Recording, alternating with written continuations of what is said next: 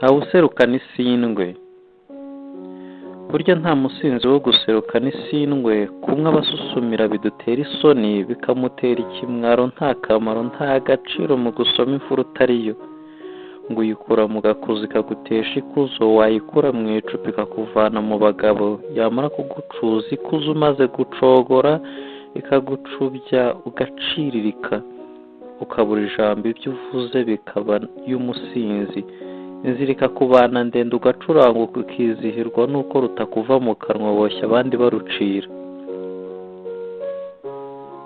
Nyamara kuyisoma buhoro biyitera kuba mucyurabuhoro, amahoro agasaba aho uwayisogongeye yaciye hose.